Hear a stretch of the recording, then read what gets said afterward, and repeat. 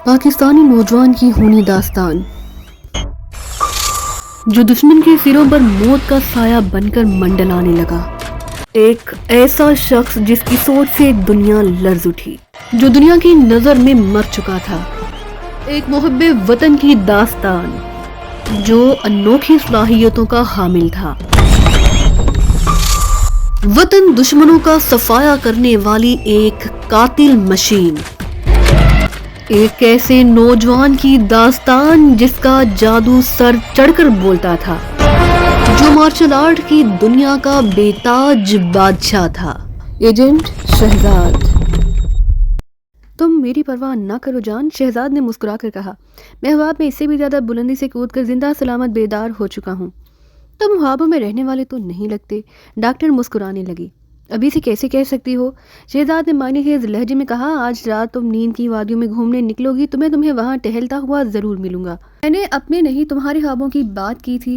Doctor सिमाव की जुबानी बात पर झीम कर बोली। तुम बेहद दहमक हो। तुमसे बात करने का और कहीं मौका ही नहीं मिलता था। शहजाद ने कहा। इसलिए मजबूरन मुझे 13,000 फुट की बुलंदी से पहली छलांग लगाना पड़ रही है। अगर तुम्हारा मामला ना होता तो मुझे इस जमीले में पड़ने की जरूरत क्या थी? तुम्हारे पैरों के तस्मे बेहद ढीले हैं, वो चीख कर बोली। कहानी की तरफ बढ़ने से पहले प्लीज़ चैनल को सब्सक्राइब और बेल आइकन का बटन ज़रूर प्रेस करें ताकि आपको आइंदा आने वाली वीडियो बर वक्त मिल सके। क्योंकि जहाज़ का इंजन गरज कर बेदार हो गया था और उस शोर में वो आसानी से एक दूसरे की बात नहीं समझ सकते थे। मैं तुमसे कब मिल सकता हूँ? शहजाद चीहा। इस साल तो मुझे बिल्कुल फुर्सत नहीं। अगले साल इसी वक्त मिल लेना, डॉक्टर सिमाब ने जवाब दिया। अचानक उसकी आवाज़ मजीद बुलंद हो गई। फगार, उसने इंस्ट्रक्टर को पुकारा। ये पैराशूट उस शख्स को किसने दिया है? जी क्या कहा? ये पैराशूट किसने दिया है? मालूम नहीं डॉक्टर। ये इस पैराशूट से तो हरगिज छलांग नहीं लगा सकता, इसके बगैर भी नहीं लगा सकता। फगार ने खुद ही अपनी मजाक से महफूज होते हुए कहा। हम 13,000 फुट की बुलंदी पर पहुंच गए हैं। पायलट की आवाज स्पीकर पर गूंजी। आप लोग ड्राइव करना चाहें तो बेशक कूद जाएं। इंस्ट्रक्टर ने सिमाब की तरफ देखा। चलिए डॉक्टर पहले आप, उसने कहा। दरवाजा खुल गया और शहजाद की तरफ इशारा करते हुए डॉक्टर सिमाब ने इंस्ट्रक्टर से कहा, उसे छलांग ना लगाने देना फगार। उसका पैराशूट ठीक हालत में नहीं, उसे कौन रोक सकता है? डॉक्टर, तुम इंस्ट्रक्टर हो, तुम रोक सकते हो। कोशिश करता हूँ, लेकिन ये किसी की बात मानने वाला आदमी नजर नहीं आता। बहरहाल आप तो चलिए, दरवाजा खुल चुका है। डॉक्टर सिमाब अपने हसीन जिस्म को लहराते हुए दरवाजे तक पहुंचे और अगले ही लम्हे उसका जिस्म फिजा में नजर आने लगा। फिर वो तेजी से जहाज से दूर होती चली गई। फगार अब शहजाद की तरफ मुतवज्जा हुआ, जो गहरी निगाह से उसे देख रहा था।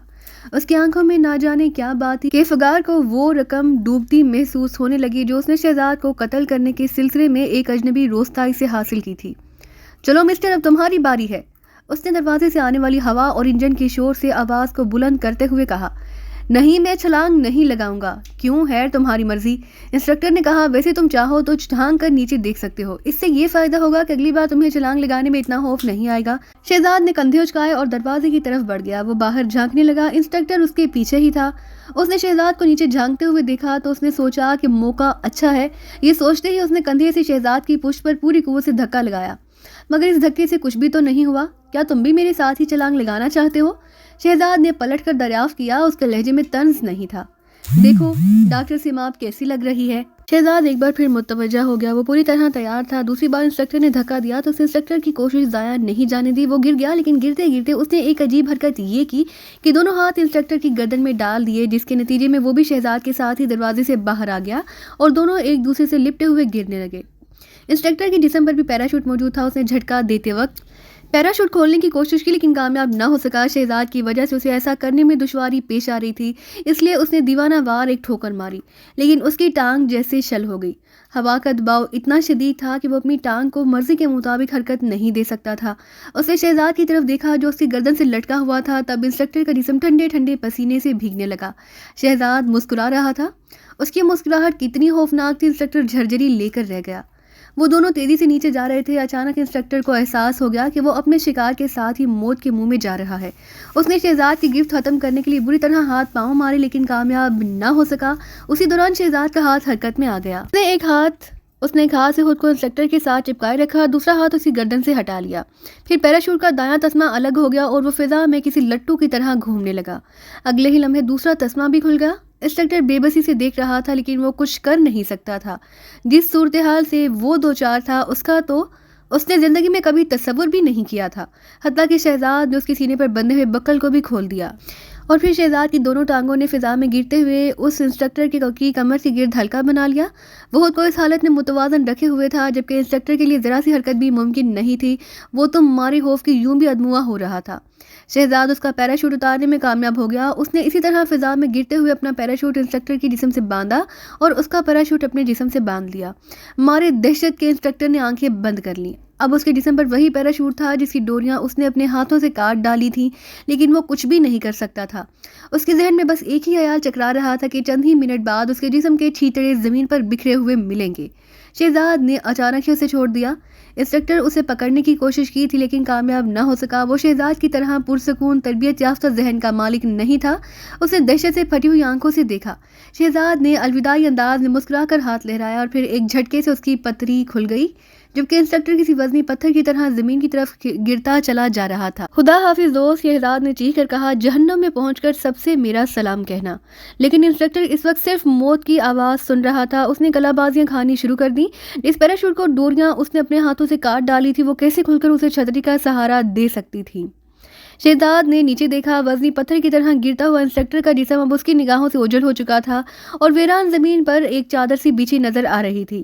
شہزاد گنگناتا رہا اور اس کا پیراشوٹ فضا میں تیرتا ہوا نیچے اترتا رہا۔ اس نے زمین پر پہنچ کر ادھر ادھر دیکھا، ڈاکٹر سیماب کہیں نظر نہ آ رہی تھی۔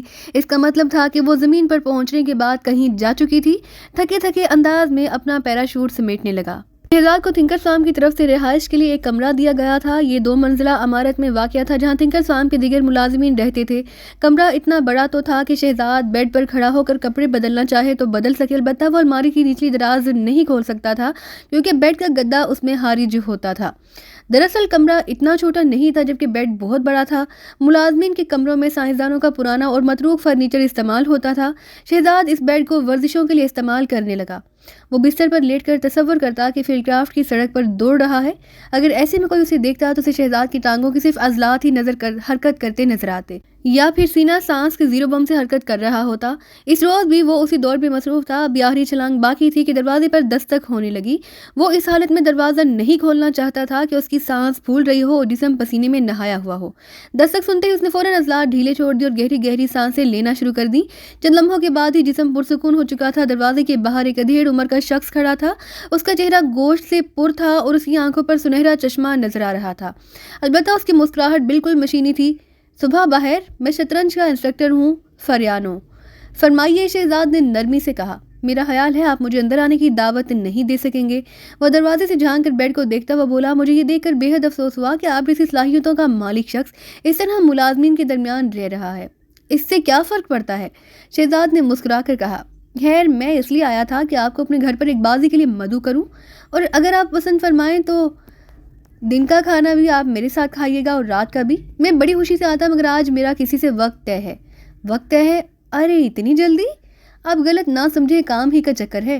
ڈاکٹر سیماب کے ساتھ وقت طے ہے؟ ڈاکٹر سیماب؟ کمال ہے، وہ تو کسی سے ملتے ہی نہیں۔ خیر پھر کبھی صحیح، بہرحال میں آپ کے ساتھ کھیلنا چاہتا ہوں۔ ضرور ضرور، شہزاد نے مسکرا کر کہا اور دروازہ بند کر دیا۔ مزید ورزش کا وقت نہیں تھا، اس لیے شہزاد نے نیلی سپورٹ شرٹ اور سفید پتلون پہنی اور نیچے آ گیا۔ ڈاکٹر نوریان آڈیٹوریم میں بیٹھا ہفتے وار شو دیکھ رہا تھا جس میں باری باری ایک سائنسداں اپنے مشغلے کا مظاہرہ کرتا تھا۔ مثلاً کبھی ڈاکٹر شالات گٹار بجاتا تو کبھی ڈاکٹر ویتالی اپنی نظم سنانے لگ جاتا۔ آج کے شو سے ڈاکٹر سیماب اور نیا سیکیورٹی ڈائریکٹر دونوں ہی غائب تھے اور اسے کچھ تشویش ہونے لگی کیونکہ زیادہ تر موٹر سائیکلوں پر آنے والے گنڈوں کا واقعہ دیکھ چکا تھا اور پھر پیراشوٹ والا معاملہ تو کبھی بھول ہی نہ سکتا تھا۔ شہزاد خود تو بچ گیا جبکہ انسٹرکٹر مارا گیا۔ اب تو شدت سے ڈاکٹر نوریان کا جی چاہنے لگا کہ جزیرہ فردوس سے اس کا کام ختم ہو جائے اور وہ رخصت ہو جائے۔ آج کا شو در حقیقت ڈاکٹر بیانکی کا میسمرزم شو تھا۔ بیانکی نے معمول کے طور پر ڈاکٹر ویدرام کو بٹھا رکھا جسے زیر اثر لانے میں سے 6 منٹ لگے، اور اب آڈیٹوریم میں بیانکی کی آواز گونج رہی تھی، تم رات کی سیاہی میں نیچے اتر رہے ہو اور نیچے اور نیچے، اور اب تمہیں نیند آ گئی ہے۔ نوریان نے سنا کہ وہ ڈاکٹر ویدرام سے اپنی زندگی کے بھیانک ترین ایام میں لوٹ جانے کو کہہ رہا تھا۔ نامعلوم ویدرام کی زندگی کے بھیانک ایام کون سے تھے؟ دنیا تو ابھی جنگ عظیم کے واقعات ہی نہیں بھولی تھی جس میں روستائیوں نے ہر جگہ تشدد کا بازار گرم کر دیا کیونکہ اعزار رسانی ان کا محبوب مشغلہ تھا۔ ڈاکٹر نوریان اسی انداز میں سوچتا ہوا ذہنی طور پر نہ جانے کہاں نکل جاتا کہ اچانک سٹیج پر ہونے والے ہنگامے نے اسے چونکنے پر مجبور کر دیا۔ वेदराम सेहरज़दा सा उठ खड़ा हुआ और स्टेज पर उछलने कूदने लगा। पहले उसने अपना जैकेट उतार फेंका, फिर कमीज, और चंद ही लम्हे बाद वो बेलिबास नजर आने लगा। फिर वो अपने सामान्य घुटनों के बल झुक गया और गिड़गिड़ाने लगा, ओ रहम, ये औरत मुझे कोड़े मार रही है, रहम। खुद बयान की भी हाँफ रहा था और आवाज मिलाकर कह रहा था, कोड़े कोड़े। उसके सूजे हुए होंठों से ऐसी ही आवाजें आ रही थी जैसे वो किसी चीज की चुस्कियां ले रहा हो। उसके बाद जो कुछ हुआ, शहजाद को अगले रोज सिर्फ इतना बताया गया कि इन दोनों को ट्रांस से बाहर लाने के लिए डॉक्टर होशमैन खुद स्टेज पर चढ़ गया और उसने हिप्नोटिस्ट डॉक्टर बयानकी की आवाज की नकल करते हुए दोनों को मेस्मरिज्म के असर से निकाल लिया था। पैराशूट वाले वाक़े के बाद जब शहजाद डॉक्टर सिमाब से मिलने उसके कॉटेज पहुंचा तो उसने हिलाफे तवक्का थोड़ी सी रद्दोकद के बाद दरवाज़ा खोल दिया। वो काफ़ी देर वो दरवाजे में ही खड़ी बातें करती रही और उसे अंदर आने नहीं दिया। आहर तुम मुझे अंदर क्यों नहीं आने देती? शहजाद ने शिकायत का लहजा इख्तियार किया। रात बहुत हो गई मिस्टर पहलगाम। तो क्या हुआ, क्या तुम मुझसे डरती हो? हाँ, मैंने उस रोज़ मोटरसाइकिल सवार बुढ़ा शोन का हशर देखा था, मगर उस रोज़ तो तुम खौफजदा नहीं लग रही थी। कमाल है, तो तुम उन लम्हात में भी लोगों के तासुरात देख लेते हो। हाँ, कुछ ऐसा ही है। ये तो और भी खौफजदा कर देने वाली बात है। वैसे तुम जैसा अंदाज मैंने इससे पहले एक और शख्स में भी देखा था। एक और शख्स? शहजाद ने सोचा, ओशान? मगर नहीं, ओशान के वजूद का इल्म किसी और को नहीं हो सकता। फिर क्या सरगोश? जब मैं छोटी थी तब वो हमारे गांव में आया था और उसने हमें ये दाव पेश सिखाए थे। शहजाद उलझन से उसकी तरफ देखता रहा। वो कौन था? उसने सरगोशी की और डॉक्टर सिमाब अजीब सी निगाहों से उसकी तरफ देखने लगी तो शहजाद ने जल्दी से होंठों पर मुस्कुराहट बखेरते हुए पूछा, क्या तुमने उस शख्स को पसंद किया था? मैं ही क्या, पूरा गांव उसे पसंद करता था, डॉक्टर सिमाब ने जवाब दिया। उसकी आवाज़ भरा गई, लेकिन अफसोस, अब वो मर चुका है। ओह, उसकी मौत कहाँ वाक़ई हुई? तुम उसमें बहुत ज़्यादा दिलचस्पी ले रहे हो, आखिर क्यों? मुमकिन है मैं भी उससे वाकिफ़ रहा हूँ। अगर तुम उसकी चनासाओं में से साबित हुए तो मैं तुमसे खौफजदा होना छोड़ दूंगी, डॉक्टर सिमाब ने अजीब से लहजे में कहा, क्योंकि वो एक अच्छा आदमी था और उसको जानने वाले भी ऐसे ही अच्छे हो सकते हैं। वो उस अजीम शख्सियत के बारे में बताने की बजाय अपनी तारीफ और तौसीफ में उलझ गई तो शहजाद ने उसे असल मौजू में आने के लिए कहा, क्या उस शख्स का एक बाजू ज़ाया हो गया था? हाँ, सिमाब चौंक कर बोली। और क्या उसका नाम सरगोश था? हाँ। सिमाब की आंखों से बेपनाह जोश और खरोश नजर आने लगा। इसका मतलब है कि तुम उसके दोस्तों में से हो, क्या ये दुरुस्त है? ये दुरुस्त है, शहजाद ने भराई हुई आवाज़ में कहा। उसके जहन में वो दरवेश सूरत शख्स घूम गया जिसने उसे बिजली की कुर्सी पर पहुंचाया था और फिर उसे मौत के मुंह से वापस खींच लिया था, लेकिन वो सिमाब को इस सिलसिले में तफसील से कुछ बता ना सकता था। ओह, तो क्या तुम पहले इंटेलिजेंस में थे? नहीं, वो मेरा ज़ाती नोयत का दोस्त था। क्या तुम जानते हो कि उसकी मौत कैसे वाक़या हुई? हाँ, मुझे मालूम है, मैंने सुना है कि वो अस्पताल में हलाक हुआ था। हाँ, उसकी मौत अस्पताल में वाक़या हुई थी, लेकिन उसी किसी ने कत्ल नहीं किया, उसने खुदकुशी कर ली थी। सिमाब की होंठों पर पहली बार वो मुस्कुराहट उभरी जिसे देखने के लिए तो शहजाद तरस ही गया था। अब उसके चेहरों पर सदमोहरी का कोई तासुर नहीं था, बल्कि वो उसकी मुस्कुराहट में प्यार की हरारत महसूस कर रहा था। जानते हो, वो जब हमारे गाँव में आया तो उन दिनों जंग अजीम शुरू हो चुकी थी। और वो किस हालत में आया था? यकीनन वो नशे में धुत रहा होगा, शहजाद ने कहा। वो नशे में इस हद तक डूबा हुआ था कि उस पर किसी मुर्दे का गुमान होता था, सिमाब ने कहा। बहरहाल मैं ज़िंदगी में उससे ज़्यादा किसी से मुतासिर नहीं हुई। वो शहजाद की आंखों में देखने लगी। लेकिन ये बताओ कि तुम दर हकीकत क्या हो? जो कुछ भी हूँ तुम्हारे सामने हूँ। नहीं, तुम इससे बहुत मुख्तलिफ हो। सिमाब बोली, मैं जानती हूँ कि स्काई डाइविंग सिखाने वाले फगार जब ज़मीन पर गिरा था तो उसके जिस्म पर वही पैराशूट था जो उसने तुम्हें पहना रखा था। मुझे यकीन है कि उसने तुम्हें कत्ल करने की कोशिश की और इसी में वो अपनी ज़िंदगी से हाथ धो बैठा था। बहरहाल शहजाद ने उसका हाथ थाम कर कहा। सिमाब ने हाथ नहीं खींचा। मैं एक मसले से दो चार हूँ। तुम जानती हो कि मुझे यहाँ तुम सब लोगों की हिफाजत के लिए मुतय्यन किया गया है। सब लोग घूमने फिरने के आदी हैं। खास तौर से तुम्हारी मसरूफियत बेहद आज़ादाना है, इसलिए मुझे मालूम होना चाहिए कि तुम कब और कहाँ हो। मोटरसाइकिल सवारों के हमले के बाद से तो ये और भी ज़रूरी हो गया है। मुमकिन है उनकी फौज फिर हमला आवर हो जाए। डॉक्टर सिमाब हंसने लगी। तुम मुझे अहमक नहीं बना सकते। सरगोश के दोस्त ऐसे बदमाशों को कभी हाथिर में नहीं लाते। गालिबन यही वजह थी कि तुम उस रोज खौफजदा नहीं थी। सिमाब ने कोई जवाब ना दिया, बस मुस्कुराती रही। वो देर तक सरगोश के बारे में बातें करते रहे। शहजाद ने उसके बारे में जितनी भी बातें की उनमें से सिमाब ने जरा भी इख्तलाफ न किया, क्योंकि वो जानती थी कि शहजाद झूठ नहीं बोल रहा। बिलाहर उसने अपना खुशनुमा हाथ शहजाद की तरफ बढ़ाते हुए कहा, बहरहाल अब मैं तुम्हारे बारे में काफ़ी कुछ जान गई हूँ और तुमसे खौफजदा नहीं हूँ। तुम मेरे दोस्त हो शहजाद। शहजाद ने उसका हाथ अपने हाथ में ले लिया। दोस्त, उसने दोहराया और ज़रा सा आगे बढ़ाया। डॉक्टर सिमाब ने एक झटके से उसे खींच लिया और उनके दरमियान अजनबियत का मामूली सा फासला भी बाकी न रहा। मैं कल तुम्हारा इंतज़ार करूंगी शहजाद, उसने सरगोशी की। लेकिन आज रात? नहीं, میں اس انداز میں تمہارے ساتھ نہیں دے سکتی. کیا میں تمہیں پسند نہیں آیا؟ پسند تو میں نے تمہیں اسی لمحے کر لیا تھا جب تم نے سرگوش کا نام لیا، لیکن میں خود کو تمہاری نظروں میں گرانا نہیں چاہتی. شاید تم نسوانی وقار کو زیادہ اہمیت نہیں دیتے. اچھا، تمہارا وقار بلند ہی رہنا چاہیے، شہزاد نے مسکرا کر کہا. اچانک فون کی گھنٹی بجنے لگی اور دونوں چونک پڑے. شہزاد کو گھنٹی کی آواز بے حد ناگوار گزری. اس نے ہاتھ بڑھا کر فون کا تار پکڑ لیا، لیکن اس سے پہلے کہ وہ اسے اکھاڑ پھینکتا، ڈاکٹر سیما فون کے پاس پہنچ چکی تھی. اس نے جلدی سے ریسیور اٹھا لیا اور ماؤتھ پیس کے گرد اپنی ہتھیلی کا پیالہ بناتے ہوئے بولی. ہاں، میں بول رہی ہوں. او، کیا تمہیں یقین ہے؟ کیا ایسا ہی ہونا چاہیے؟ او اچھا، مجھے افسوس ہے. یقیناً یقیناً. سیماب نے ریسیور رکھ دیا اور شہزاد کی طرف دیکھ کر مسکرانے لگی. فون ایجاد کرنے والے کو معلوم نہیں تھا کہ عورتوں کی زندگی میں یہ بعض اوقات بڑا کارآمد کردار ادا کرے گا. فی الحال مجھے اس فون کال کے لیے شکر گزار ہونا چاہیے. کل ملاقات ہوگی شہزاد نے اس بات میں سر ہلا دیا. اس نے ٹیلی فون کا ریسیور اٹھایا اور اسے اپنے سامنے کرتے ہوئے دائیں ہاتھ میں تھام رکھا. پھر دائیں ہاتھ کی ہتھیلی ریسیور پر ماری. ریسیور درمیان سے دو حصوں میں تقسیم ہو گیا. ایک فرش پر گر گیا اور دوسرا اس کے بائیں ہاتھ میں جکڑا رہا. سیماب نے حیرت زدہ نظروں سے دیکھا. اوکے ڈارلنگ، شہزاد نے بے پناہ ملائمت سے کہا. کل ملاقات ہوگی. یہ کہہ کر وہ دروازے کی طرف بڑھ گیا. سیماب تیزی سے آگے بڑھی اور اس نے اسے پشت سے شہزاد کو دونوں بازوں میں جکڑ لیا. اف، تم کس قدر خوفناک ہو، لیکن کتنے پیارے ہو. اس نے بھرائی ہوئی آواز میں سرگوشی کی. میں تو ڈر ہی گئی تھی کہ تم کہیں ناراض تو نہیں ہو گئے. تم سے کون ناراض ہو سکتا ہے؟ شہزاد نے محبت سے کہا. اس کے انداز، اس کی آنکھوں یا اس کے چہرے سے ذرا بھی غصہ ظاہر نہیں ہو رہا تھا. پھر اس موقع پر مداخلت ہوئی تو قصور سراسر فون کا تھا، جسے غالباً ہاتروا سزا مل گئی ہے. وہ ہنس پڑی. شہزاد اس سے رخصت ہو کر کارٹیج سے باہر آ گیا. وہ بے حد خوش تھا اور آنے والے وقت کے بارے میں سوچ کر بے قابو ہوا جا رہا تھا.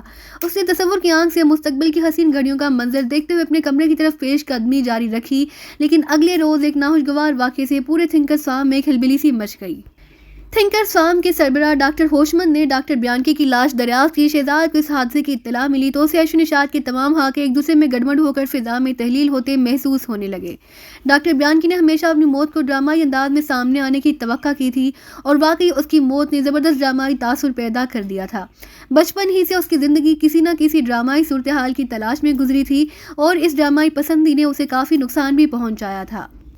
اس کا باپ جب ہسپتال میں داخل تھا تو اس کی ناک سے منسلک آکسیجن کی نلکی کھینچتے وقت بھی ننھے بیانکی کے ذہن میں صرف ڈرامائی تاثر دیکھنے کا خیال کروٹیں لے رہا تھا. یہ الگ بات ہے کہ اس ڈرامے کے انجام میں اس کے بوڑھے باپ کا انتقال ہو گیا تھا. حادثے کی رات وہ حشیش بھرے پائپ کے کش لگا رہا تھا اور اس کا ذہن بری طرح اس شو میں الجھا ہوا تھا جس میں اس نے مطلوبی اثر کے تحت نہ صرف بے لباس ہونے کی ضرورت محسوس کی بلکہ اس نے چند الٹی سیدھی باتیں بھی کی تھیں. وہ حیران تھا کہ تنیمی اثر کے تحت اس نے ایسا کیوں کیا. حشیش کے کش لگاتے ہوئے ابھی وہ اسی موضوع پر غور کر رہا تھا کہ اچانک اس کے خفیہ کیمرے کا دروازہ کھل گیا. ڈاکٹر بیانکی نے چونک کر دروازے کی طرف دیکھا. دروازے میں ایک بے پناہ حسین لڑکی کھڑی تھی. حشیش کے نشے میں اسے وہ لڑکی معمول سے کچھ زیادہ ہی خوبصورت نظر آئی تھی. اس لڑکی کو اس نے پہلے بھی کہیں دیکھا تھا لیکن کہاں، یہ بات اسے یاد نہیں آ رہی تھی. لڑکی نے آتے ہی جس والہانہ انداز میں اس سے لپٹنے کی کوشش کی اس سے وہ بے خود ہو گیا. لیکن ابھی وہ جذبات کے سمندر میں غوطے ہی کھا رہا تھا کہ اچانک اسے یوں محسوس ہوا جیسے اس کے جسم کے کسی حصے سے خون کا تیزی سے اخراج ہونا شروع ہو گیا ہو. اس نے پہلے تو اسے اپنا محض وہم ہی سمجھا. اس قسم کے وہم آمیز مناظر وہ بچپن ہی سے دیکھتا چلا آیا تھا اور ایسے ہی وہموں کو اہمیت دینے کی پاداش میں اس نے ہی لمبی لمبی قید بھی بھگتی تھی. لیکن اس طرح قید ہونے سے ایک فائدہ یہ ہوا کہ اس نے وقت گزاری کے لیے مطالعہ شروع کر دیا. بلاہ جزیرہ فردوس کی نامور سائنسدانوں میں اس کا نام لیا جانے لگا. اس نے بڑی محروم قسم کی زندگی گزاری تھی اور یہ محرومیہ کا اثر تھا کہ چونکا دینے والی جداد کے ذریعے اس نے خود کو نمایاں کرنا شروع کر دیا تھا. لیکن گزشتہ شب میسمرزم کے شو میں غیر ارادی طور پر اس نے جو حرکت سرزد ہوئی تھی اس نے ڈاکٹر بیانکی کی روح تک کو تڑپا دیا تھا اور اب وہ دفتر میں سب کچھ سمجھتا جا رہا تھا کہ اس لڑکی کے بارے میں، اس کوڑا بردار شخص کے متعلق اور کسی کیمرہ مین کے سلسلے میں سب کچھ اس کے لاشعور سے نکل کر شعور میں آ رہا تھا. لیکن اس کے جسم کے کسی حصے سے خون تیزی سے خارج ہو رہا تھا اور زندگی اس سے منہ پھیرتی جا رہی تھی حتیٰ کہ وہ موت کے منہ میں جا پہنچا. لیکن مرنے سے پہلے اسے اپنی موت کا سبب معلوم ہو چکا تھا، اس لیے اسے قتل کیا جا رہا تھا کیونکہ اس نے میسمرزم کے زیر اثر وہ راز فاش کرنے کی کوشش کی تھی جو اس کے لاشعور تک محدود تھی. ڈاکٹر ہوشمند کا جسم پسینے میں شرابور تھا. اس کے بال پسینے کی وجہ سے یوں چپکے ہوئے تھے جیسے وہ ابھی نہا کر نکلا ہو اور اسے بالوں کو خشک کرنے کا موقع نہ ملا ہو. اس کے بعد وہ یوں حرکت کر رہے تھے جیسے اس کے قابو سے باہر ہو گئے ہوں۔ اس کے ہونٹ بار بار کام کر کھل رہے تھے، اس کے حلق سے عجیب عجیب آوازیں نکل رہی تھی۔ پہلی نگاہ میں یوں لگتا تھا جیسے وہ ذہنی توازن کھو بیٹھا ہو۔ شہزاد اس وقت ڈاکٹر سیماب کے گھر کی طرف جا رہا تھا اور راستے میں ڈاکٹر ہوشمند سے ملاقات ہو گئی۔ آج شہزاد نے خاص طور پر چھٹی کی، وہ سیماب کے ساتھ شاندار وقت گزارنا چاہتا تھا۔ اس نے ڈاکٹر ہوشمند کو پہلے کبھی ایسی حالت میں نہیں دیکھا۔ پہلے تو وہ یہی سمجھا کہ حضرت زیادہ چڑھا گئے ہیں، لیکن چند ہی لمحوں میں اسے اپنے خیال پر نظر ثانی کرنا پڑی۔ وہ نہ صرف ہوش میں تھا بلکہ اس نے ایک قطرہ بھی نہیں پی رکھی تھی۔ وہ شدید دہشت اور ہیجانی کیفیت میں مبتلا تھا۔ شہزاد اسے سنبھالنے کی کوشش نہیں کی۔ وہ جانتا تھا کہ ایسے موقع پر کسی کو تسلی دینے والے احمق ہی ہوتے ہیں، لیکن وہ اس بات سے بے خبر تھا کہ آخر ڈاکٹر ہوشمند کس مصیبت میں مبتلا ہو کر اس حالت کو پہنچا ہے۔ ڈاکٹر ہوشمند نے اسے کچھ سمجھانے کی کوشش کی، لیکن نہ تو وہ سمجھانے میں کامیاب ہوا، نہ ہی شہزاد کچھ سمجھ سکا۔ وہ خاموش کھڑا اسے دیکھتا رہا اور اس بات کا منتظر رہا کہ ڈاکٹر ہوشمند کی یہ ہیجانی کیفیت شاید خود بخود ہی ختم ہو جائے، لیکن ہیجان ختم ہونے کے بجائے بڑھتا ہی چلا جا رہا تھا، حتیٰ کہ اس ہیجان نے ڈاکٹر ہوشمند کے ہوش و حواس نگل ڈالے اور وہ لہرا کر شہزاد کے قدموں میں ڈھیر ہو گیا۔ شہزاد نے جزیرہ فردوس کے سب سے بڑے دماغ کی طرف دیکھا اور سوچ میں پڑ گیا۔ اس سے پہلے کہ وہ اسے ہوش میں لانے کی کوئی تدبیر کرتا، ڈاکٹر ہوشمند خود ہی ہوش میں آ گیا، لیکن اس کی باتوں میں اب بھی کوئی ربط نہیں تھا۔ یوں محسوس ہو رہا تھا جیسے اس کی زبان اس کا ساتھ نہ دے رہی ہو اور وہ اپنی مرضی سے بولے چلی جا رہی ہو۔ وہ خون، پانی خون، وہ مر چکا ہے، اسے قتل کیا گیا ہے۔ جاؤ تم بھی قاتلوں کو ٹھکانے لگا دو۔ شہزاد کا دل شدت سے دھڑکنے لگا۔ اس کے ذہن میں فوراً ہی خیال نے جنم لیا کہ کہیں ڈاکٹر سیماب کو تو کوئی حادثہ نہیں پیش آ گیا۔ ڈاکٹر ہوشمند اسی کے گھر کی طرف سے چلا جا رہا تھا کہ شہزاد سے اس کی مد بھیڑ ہو گئی۔ شام کے سائے ڈھل چکے تو ٹھنڈی ٹھنڈی ہوا کے جھونکوں نے رخساروں سے ٹکرا کر ان میں آگ سی بھرنا شروع کر دی تھی، لیکن شہزاد اسی ٹھنڈی حرارت کو صرف رخساروں کی بیرونی جلد کی حد تک ہی محسوس کر رہا تھا، ورنہ خود اس کے رگ و رپے میں تو جذبات کا لاوا موجزن تھا جس کی تسکین کے لیے ڈاکٹر سیماب نے اپنے ہاں آنے کی دعوت دی تھی۔